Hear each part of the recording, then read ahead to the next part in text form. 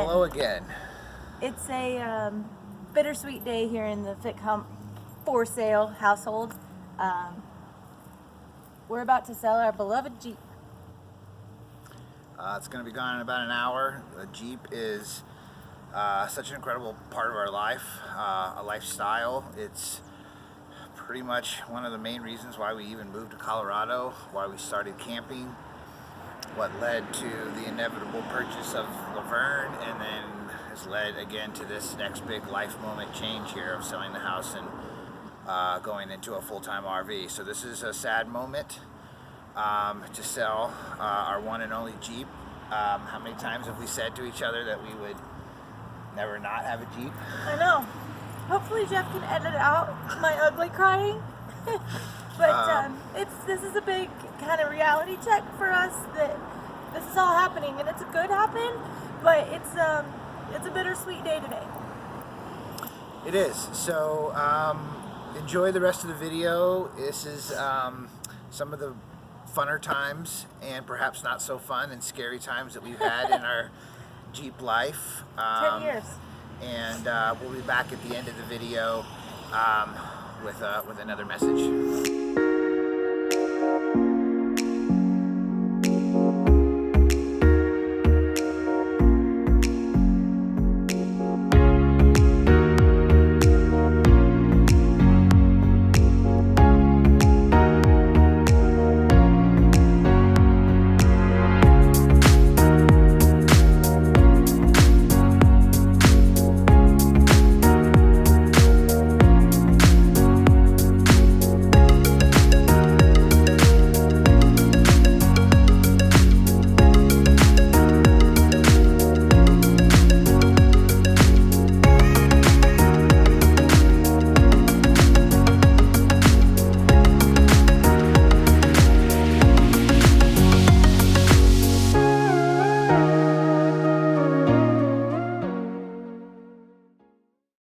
So to keep in line with our bittersweet day that we're having today, we thought that we would share with you our favorite love-hate Jeep trail story.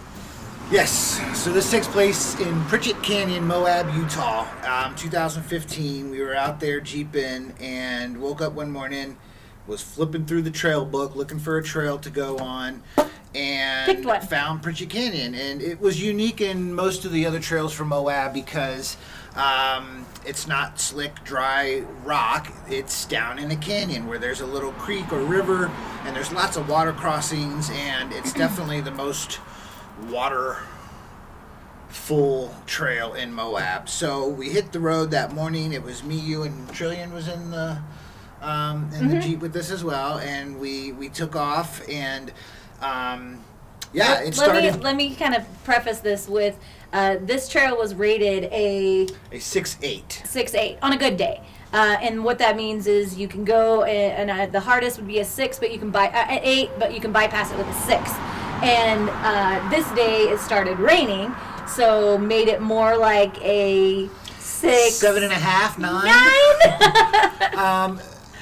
So for context, we would attempt any trail that was rated a 6 by ourselves. That's some boulders and stuff that you can crawl over, but nothing major. If it were a minimum of an 8, we would try that if we had a big support group, a lot of other Jeeps in the convoy and so forth. But knowing that it was a 6.8, we decided to go solo, and as you'll discover, it was one of the worst mistakes we've ever made. So it started out like any normal trail in Moab did. You pull off the road, long dirt road, just kind of bumpy. And then we started getting into some fun obstacles at first, but soon it became, it started raining, and then everything got slippery.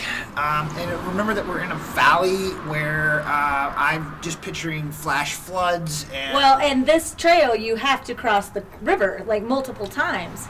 And we actually came to one of the points in the trail where you had to go up the downslope of where the water was coming down, and we kept going up, and our Jeep just kept going down into the embankment because it was just a flash flooding. It was raining so hard that it had washed out the trail, and there was just a big rut on the right-hand side, and so we had to go off trail and ride up the embankment punch it. I mean, we were pretty scared. Legitimately terrified that are we going to scared. make it out of this valley? And so when we made it out of like where we didn't think that we would get washed away in the great flood,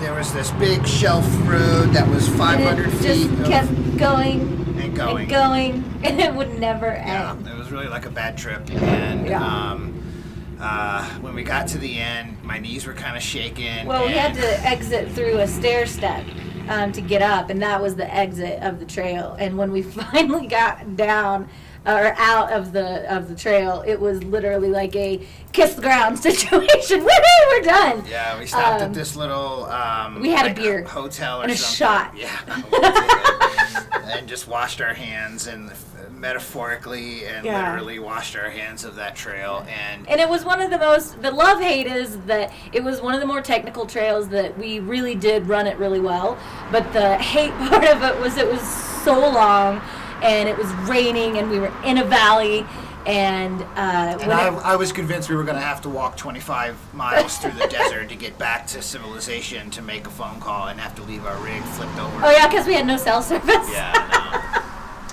Pritchett Canyon, not recommended solo.